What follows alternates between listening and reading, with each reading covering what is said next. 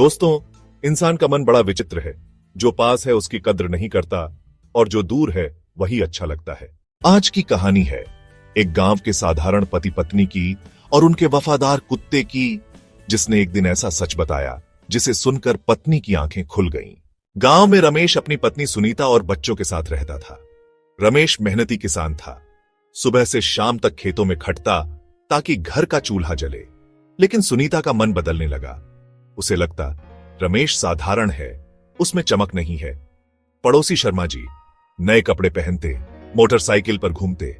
सुनीता की नजरें अक्सर उनकी तरफ उठ जाती।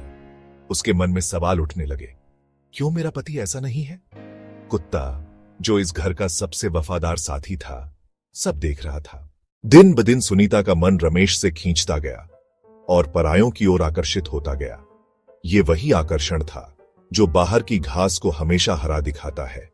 कुत्ता सोचता रहा, इंसान को हमेशा दूर की चीज ही क्यों अच्छी लगती है? पति का त्याग, उसकी मेहनत, सब क्यों अनदेखा कर देते हैं लोग? एक दिन जब रमेश खेत पर गया था, सुनीता आंगन में अकेली बैठी थी।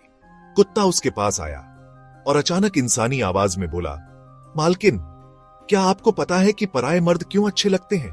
तुम बोल कैसे रहे हो? क्योंकि इंसान अपनी आदत से मजबूर है। जो पास है उसकी कीमत कम समझता है और जो दूर है उसे खजाना समझ लेता है।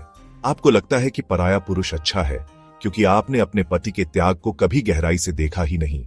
याद करो, जब बच्चा बीमार पड़ा था, रमेश ने रात भर जागकर तुम्हारे साथ उसकी देखभाल की थी। याद करो, जब तुम्हें नया गहना चाहिए था, रमेश ने अपनी मोटरसाइकिल का सपना छोड़ दिया। याद करो, जब खेत बर्बाद हो गए थे, तब भी रमेश ने कर्ज लेकर घर चलाया। सुनीता की आंखों में आंसू भर आए। पराये पुरुष सिर्फ दिखावा करते हैं। असली आदमी वही है जो अपने परिवार के लिए अपना सब कुछ कुर्बान करता है। स्त्रियों को पराये इसलिए अच्छे लगते हैं क्योंकि वो चमक दमक दिखाते हैं, लेकिन सच्चा सुख, सच्चा सहारा हमेशा अपने पति में ही होता है। सुनीता फूट फूट कर रो पड़ी। वो दौड़कर रमेश के पास गई और उसके पैरों में गिरकर बोली, मुझे माफ कर दो, मैंने तुम्हें कभी सही से समझा ही नहीं। तुम ही मेरी ताकत हो। मैं सब तुम्हारे और बच्चों के लिए करता हूं। रमेश ने उसे उठाया और कहा।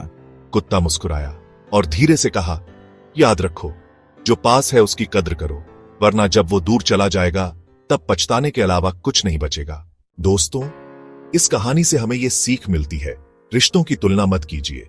पराया हमेशा आकर्षक लगेगा, लेकिन असली सुख उसी में है जो हर परिस्थिति में आपके साथ खड़ा हो।